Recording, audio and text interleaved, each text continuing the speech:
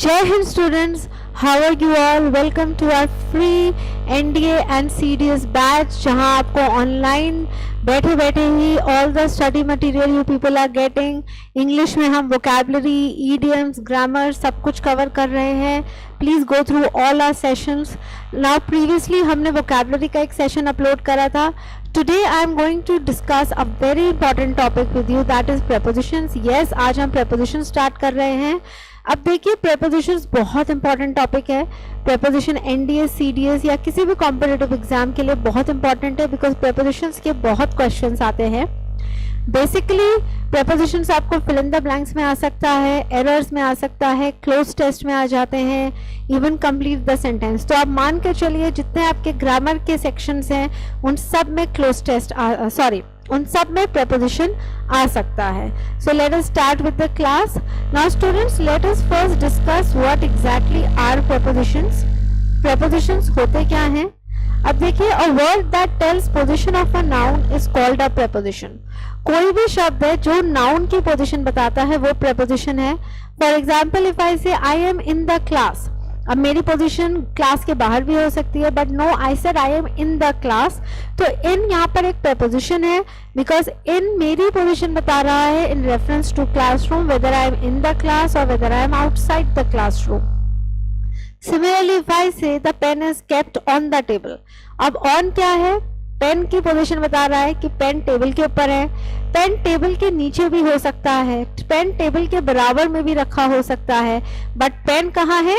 Table के ऊपर. तो ऑन एक preposition है जो हमें पेन की पोजीशन बता रहा है in reference to table. So such words which tell you position of a noun in reference to another noun, that word is called a preposition.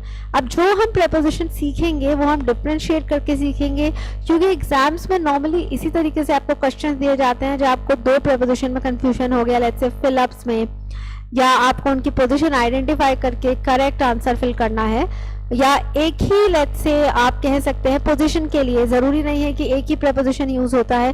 There can be multiple prepositions जो similar cases में use होते हैं. तो इसलिए हम prepositions को थोड़ा साथ में ही डिफरेंशिएट करके पढ़ेंगे. तो आज जो इंपॉर्टेंट preposition मैं आपको स्टार्ट करा रही हूँ, they are in, on, at. अब देखिए, इन पोजिशन के रेफरेंस से अभी हम पढ़ रहे हैं. देखिए, same preposition can be used for time also. अब इन, ऑन, एट टाइम के रेफरेंस में भी यूज हो सकते हैं और पोजीशन के रेफरेंस में भी, बट पहले हम इनको पोजीशन के रेफरेंस में पढ़ेंगे. इन का मतलब होता है अंदर, जब आपकी पोजीशन किसी जगह के अंदर है. ऑन का मतलब होता है ऊपर, और एट होता है एग्जैक्ट, जब आपकी पोजीशन ना तो ऊपर है ना अंदर है, एग्जैक्ट आप कहीं पर प्लेस्ड है. अब आप देखिए, इन the class, like I said I am in the class. In the garden, I am sitting in the garden. There are many people walking in the park. तो these are places. garden है, park है, घर है आपका, you are in the house, ठीक है, your books are in the bag. तो कोई भी चीज किसी जगह के अंदर है वो प्लेस ओपन भी हो सकता है, जैसे गार्डन पार्क ओपन है, और इंक्लोज भी हो सकता है, जैसे क्लासरूम है, हाउस है, वो इंक्लोज्ड है. तो कोई भी चीज किसी जगह के अंदर है हम यूज करते हैं इन. अब आते हैं ऑन. ऑन होता है ऊपर के लिए. ऑन में क्या है? कोई चीज किसी चीज के ऊपर है या पर्सन ऊपर है. और ऑन में नॉर्मली आप देखेंगे कॉन्टैक्ट होता है दोनों नाउन्स में. Let's say students are sitting on the chair, तो स्टूडेंट और चेयर में कॉन्टैक्ट है. The pen is kept on the table, तो पेन और टेबल में कॉन्टैक्ट है. I am standing on the floor, so my mobile is kept on the table. तो यहाँ पर क्या है? मोबाइल और टेबल में कॉन्टैक्ट है. तो कोई चीज किसी चीज के ऊपर प्लेस्ड है, इट कैन बी लिविंग और non living, and there is contact, तब हम यूज करते हैं ऑन. अब आते हैं एट. अब पहले तो अब एट का मतलब समझ लीजिए. एट इज एग्जैक्ट, क्योंकि जब आप इसको टाइम के लिए भी यूज करेंगे हम एग्जैक्ट टाइम के लिए यूज करते हैं. सिमिलरली हम एग्जैक्ट पोजिशन के लिए यूज कर रहे हैं. जैसे एट द डोर, मान लीजिए कोई दरवाजे पे खड़ा है. अब ना तो वो अंदर है, हो सकता है दरवाजे के, ना ही वो दरवाजे के ऊपर होगा, वो दरवाजे पे खड़ा है. उसकी पोजीशन उस टाइम कहाँ है? दरवाजे पे. सो हम क्या बोलते हैं? At the door. Similarly platform, हम हमेशा एट द प्लेटफॉर्म बोलते हैं. Even for places like airport, railway station, हम हमेशा एट द रेलवे स्टेशन या एट द एयरपोर्ट बोलते हैं. हम इन द एयरपोर्ट नहीं बोलते. लाइक अगर आप एयरपोर्ट पे हैं तो आप बोलेंगे आई am at the airport. At the crossing, ठीक है. I am waiting for my friend at the crossing. Similarly there can be many more. आप at the reception भी बोल सकते हैं. Like whenever you go to a hotel, आप पे सबसे पहले कहाँ जाते हैं? रिसेप्शन पे. So you go at the reception. Then at the corner भी हो सकता है, कोई चीज़ कॉर्नर पे प्लेस्ड है तो ऑब्वियसली ना वो कॉर्नर के अंदर है ना वो कॉर्नर के ऊपर है, उसकी पोजीशन वहाँ है कि वो कॉर्नर में रखा हुआ है. सो द वास is kept at the corner. तो एट यूज होता है बेसिकली फॉर प्लेसेस जहाँ आप एक जगह पे प्लेस्ड हैं या आपकी पोजीशन उस टाइम वहाँ पर है और नॉर्मली उसमें आप मूवमेंट में नहीं होंगे. अगर आप दरवाजे पे खड़े हैं obviously so you not moving, because अगर आप मूव करेंगे तो फिर आपकी एग्जैक्ट पोजीशन कैसे पता चलेगी. सो in means अंदर, like you are in the class, you are in your house right now. On is ऊपर, the books are kept on the study table. And at होता है exact position के लिए. someone is knocking at the door or someone is waiting for me at the railway station, someone is standing at the door. इस तरीके के sentences. तो this is just a basic difference I have told you, जहाँ हम in on at को position place के लिए use करते हैं. अब आते हैं इनके differences में. अब डिफरेंस करते हैं इन द चेयर और ऑन द चेयर. अब देखिए नॉर्मली जब आप चेयर के ऊपर बैठे होते हैं हम क्या बोलते हैं? On the chair. Like students are sitting on the chair. अब एक फ्रेज इन द चेयर भी होता है विच इज वेरी इंपॉर्टेंट. अब इसका यूसेज समझते हैं. इन द चेयर कहाँ यूज होता है? देखिए इन द चेयर यूज होता है अगर आप फिजिकली किसी की कुर्सी लेके बैठ नहीं रहे हैं, आप सिर्फ उस जगह के उस पर्सन के डेजिग्नेशन, रैंक या पोजीशन पे होने का इमेजिनेशन कर रहे हैं. Like look at the example, if I were in your chair I wouldn't do this. मतलब मैं अगर तुम्हारी जगह पर होता मैं ऐसा नहीं करता. तो यहाँ आपको फिजिकली लिटरली किसी की चेयर लेके उस पर नहीं बैठना है. आज सिर्फ ये कह रहे हैं अगर मैं तुम्हारी जगह पर होता, मान लो अगर आप इमेजिन करो काश मैं टीचर की जगह पर होता तो मैं स्टूडेंट्स को ऑफ दे देता, तो आप क्या बोलेंगे? If I were in the chair of the teacher. तो वहां आपको टीचर की चेयर ग्रैब करके नहीं बैठना है, आप सिर्फ टीचर होने का इमेजिनेशन कर रहे हो. So to be in someone's chair का मतलब होता है किसी की पोजीशन लेना, किसी के डेजिग्नेशन पर आना. Similarly, there is one more phrase like this, to be in someone's shoes. To be in someone's shoes का भी यही मतलब है आपने किसी पर्सन की रिस्पॉन्सिबिलिटी ली है. अब मान लीजिए हेड ऑफ द फैमिली है, हेड ऑफ द फैमिली की जगह अब आपने ले ली है. So you have stepped into someone's shoes. मतलब अब आप उनका रोल प्ले करेंगे. ये नहीं है कि आपने लिटरली उनके जूते पहन लिए हैं, इसका मतलब है you are in someone's place. So to be at someone's position भी हो सकता है, to be in someone's chair, to be in someone's shoes, to be in someone's place. Basically to be in place of someone. Okay, there is one more usage of in the chair which is not mentioned here. I'll just tell you. अब आपने देखी होंगी हमारे जो grand parents होते थे पुराने time में, they used to be those big comfortable chairs जिनमें प्रॉपर आर्म रेस्ट और बैक रेस्ट होते थे. तो जब आप उन चेयर्स में बोलते हैं तब भी हम इन द चेयर यूज कर सकते हैं. So in the chair can also be used for big chairs. Okay, big chairs which have those big arm rest and back rest. So on the chair होता है फिजिकली जब आप एक कुर्सी पे बैठे हैं, और इन द चेयर होते हैं जब आप किसी के डेजिग्नेशन, रैंक या पोजीशन पर हो, आप उसकी कुर्सी पर नहीं बैठे हो. सिमिलरली इन समवन्स शूज भी बोलते हैं, to be in someone's place या पोजीशन भी बोल सकते हैं. और in to be in chair एक और जगह यूज होता है फॉर दोज बिग चेयर्स जिनमें बड़े बड़े आर्म रेस्ट और बैक रेस्ट होते हैं, आप कंफर्टेबली उनमें बैठ सकते हैं. उनके लिए भी हम बोलते हैं, उन चेयर्स के लिए आप बोल सकते हो I am sitting in the chair, ना कि on the chair. So this is a very important question. ये आपसे फिलअप में भी पूछा जा सकता है, प्लस एरर्स में भी आ सकता है. All right, let's move to the next one. At and in reference to place. अब देखिए at normally small places के लिए यूज होता है और in normally big places के लिए यूज होता है. But please remember, जब भी आप yes it's mentioned here city, country या state की बात करते हैं तब हम इन लगाते हैं. Now look at example number 1. I live in New Delhi in India. अब देखिए India is a country, in लगा है. Dehradun New Delhi is a city, in लगा है. अब आप ये कॉन्सेप्ट अप्लाई नहीं करेंगे कि इंडिया के कंपैरिजन में न्यू दिल्ली स्मॉल तो हम एट न्यू दिल्ली बोले. It your answer will be wrong. Always remember city है, कंट्री है, स्टेट है, इनमें कंपैरिजन नहीं होता. इन सबसे पहले इन ही आएगा. तो कंपैरिजन होगा कहाँ?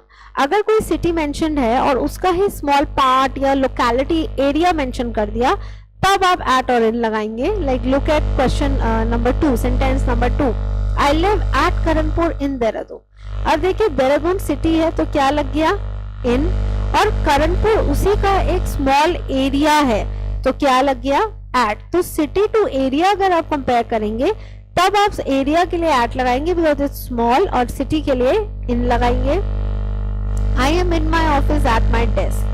इस तरीके के क्वेश्चंस भी आ सकते हैं. इनमें आप स्मॉल एंड बिग प्लेस का कंपैरिजन करके एट और इन लगा सकते हैं.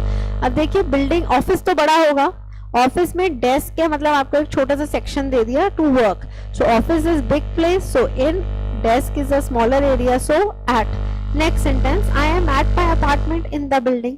अगेन बिल्डिंग बड़ा है तो बिल्डिंग से पहले इन. अपार्टमेंट्स तो बहुत सारे हैं तो apartment is a smaller section in the building, तो उसके लिए लग गया एट. So please remember वो city, country, states we always use in. इनमें कोई comparison नहीं है. बट अगर एक city का small area या किसी भी place का एक small section mentioned है जैसे office और desk, building and apartment, तब आप at और in लगा सकते हो. This is also a very very important point. अब आप देख लीजिए कैसे हमारे जो prepositions हैं वो move करते रहते हैं according to your sentence. Let us move to the next point. Reach and arrive. Now see reach and arrive are verbs. इनका एक बहुत इंपॉर्टेंट पॉइंट आपको ध्यान रखना है. रीच के बाद अगर कोई प्लेस मेंशन्ड है, रीच इज पहुंचना, अराइव इज ऑल्सो पहुंचना. रीच के बाद अगर कोई प्लेस मेंशन्ड है we never use a preposition.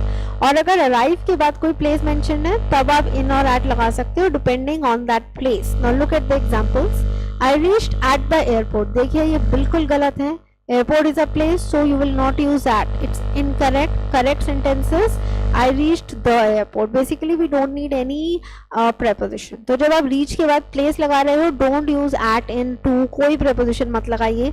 लेकिन अगर आपने कहा I reached at the institute, तो गलत है. I reached the institute. I reached to Dehradun, गलत है. I reached Dehradun. Similarly, arrive के बाद अगर आप place use कर रहे हैं तब आप at और in लगा सकते हैं. I arrived at the airport, correct. Okay. I arrived in Dehradun last night. Dehradun city है तो मैंने इसलिए in लगा दिया arrive के बाद. That is correct because Dehradun is a place. So arrive के बाद अगर आप place use कर रहे हैं तो आप accordingly at और in लगा सकते हैं. But अगर आप reach के बाद place use कर रहे हैं then don't use at in to. कोई भी preposition नहीं आता है. Now look at the last sentence. Get on the bus. This is also a very good sentence. I just want to explain you the meaning. Gate on the bus का मतलब होता है बस पे चढ़ना. जो भी हमारे पब्लिक ट्रांसपोर्ट होते हैं जैसे बस है, ट्रेन है, प्लेन है, उन पे बेसिकली चढ़ने के लिए टू स्टेप. जब आप कभी भी ट्रेन में या बस में एंटर करेंगे एक दो स्टेप्स होते हैं, राइट, सीढ़ी होती है. तो इसलिए हम हमेशा बोलते हैं get on the bus. Get on the bus का मतलब होता है step on the bus, basically step on to the bus. So जब आप किसी व्हीकल में चढ़ रहे हैं उसके लिए हम बोलते हैं get on. So I just thought it's an important one, so that's why I have discussed with you. Position का ये भी एक इम्पॉर्टेंट पॉइंट है. So today now you have also started difference between reach and arrive. Place के लिए कहाँ preposition होगा नहीं होगा and meaning of get on. Now the next mode of transport. देखिए this is very very important. Mode of transport के लिए हम बाय यूज करते हैं नॉर्मली. जैसे आप कहीं गाड़ी से आए so you can say I came here by car. आप बस से आए सो आई केम हियर बाय बस. आप train, by air, by ship, by sea बोलते हैं जैसे भी आप आ रहे हैं. और पैदल चलने को बोलते हैं on foot. Now this one is the most important out of all, क्योंकि ये आपको अगेन फिलअप में एरर में आ सकता है. पहले आया भी हुआ है, जैसे बाय फुट दे सकते हैं तो गलत है. बाय फुट नहीं होता, ऑन फुट होता है. तो प्लीज लर्न इट. पैदल चलने को हम ऑन फुट कहते हैं. मान लीजिए मैं इंस्टीट्यूट गाड़ी से आई हूँ सो I can say I come by car. मैं आपको सिर्फ अपना मोड ऑफ ट्रांसपोर्ट बता रही हूँ. I come here every day by car. या आप कहीं जाते हैं, आप पैदल जाते हैं तो आप बोल सकते हैं I go to my college on foot, that is पैदल. या आप मान लीजिए आप न्यू दिल्ली गए, आप ट्रेन से गए so I went to New Delhi by train. तो जिस तरीके से आप जा रहे हैं, जो भी आप साधन ले रहे हैं जाने का, उसके लिए हम बाय लगाते हैं. बट पैदल चलने के लिए हम बाय नहीं लगाते, हम ऑन फुट बोलते हैं. अब देखिए टू व्हीलर्स के लिए there is one important point to be discussed. हम बाय बाइक, ऑन बाइक या बाय बाइसिकल बोल सकते हैं। नॉर्मली अगर आप कहीं टू व्हीलर से आ जा रहे हैं तो आप बाय यूज कर सकते हैं। मान लीजिए अपनी बाइसिकल पे गए मार्केट, तो आप बोल सकते हैं I went to the market by my bicycle, या आप बाइक पे गए I went to the market by bike, तो आप बाइक बोल सकते हैं। But there is a case जहां पर आप इनके लिए ऑन भी लगा सकते हैं, तो वो स्टडी करते हैं। अब आप सेंटेंस देखिए, you will understand the difference. I came by bicycle, यहाँ सिर्फ आपका मोड ऑफ ट्रांसपोर्ट है, बेसिकली आपके मेथड में फोकस है कि आप आए कैसे हैं। आप बाइसिकल से आए हो, आपने सिर्फ तरीका बताया है आने का, तो आपने कहा by bicycle. Next sentence, he sat on his bicycle and rode away, वो अपनी बाइसिकल पे बैठा और निकल गया। तो सैट ऑन, तो बेसिकली जब आप बाइक पे बैठ रहे हो, किसी भी टू व्हीलर पे बैठ रहे हो, बाइसिकल है, बाइक है, स्कूटर है, उस पर बैठने के लिए हम ऑन लगा सकते हैं। बट अगर आप तरीका बता रहे हो कि आप आए अपने टू व्हीलर से हो, तो आप बाय ही लगाओगे। सो बेसिकली किसी भी मोड ऑफ ट्रांसपोर्ट को अगर आप डिफाइन कर रहे हो सेंटेंस में कि आप कैसे आए हो, तो आप बाय ही लगाओगे। By car, by bus, by train, by land, by sea, by ship, by bicycle, by bike. और अगर आप अपने टू व्हीलर पे बैठ रहे हो, तब आप बोल सकते हो sit on my bike, sit on my bicycle. तो ये बस एक इंपॉर्टेंट सेंटेंस था, क्योंकि हो सकता है आपको बाइसिकल या बाइक मतलब मोड ऑफ ट्रांसपोर्ट पे क्वेश्चन दे दें और उसमें आपको मोड ऑफ ट्रांसपोर्ट ना डिफाइन करना हो। पोजीशन है जैसे सिट ऑन द बाइक, जैसे sit on the chair, similarly sit on the bike, तो वहाँ आंसर वेरी कर सकता है। That's why I have discuss this question with you. So this is again a very very important point, आप expect करके चल सकते हैं कि at least one question can come out of it. Now again one very important point, difference between by car and in car. अब देखिए ये पहले आ चुका है, क्योंकि ये पास्ट ईयर में रिपीटेडली 2 बार बैक टू बैक आया था, तो इसलिए बहुत इंपॉर्टेंट पॉइंट है, इट कैन कम अगेन।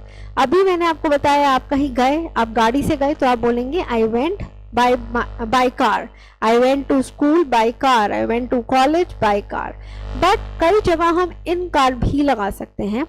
अगर हमारा फोकस मोड ऑफ ट्रांसपोर्ट पे नहीं है, हमारा फोकस है पोजेशन पर, मतलब कार किसकी है, तब हम इन कार लगाते हैं, हम बाय कार नहीं लगाते। अब जैसे सेंटेंस पढ़िए, आई केम इन मिस्टर जोशीज कार, ये पास्ट ईयर का ही क्वेश्चन है, फिल इन द ब्लैंक में आया था। अब यहाँ पे फोकस ये नहीं है कि आप गाड़ी से आए हो कि बाइसिकल पे आए हो कि कैसे आए हो, यहाँ फोकस है किसकी गाड़ी में आए हो। I came here in Mister Joshi's car.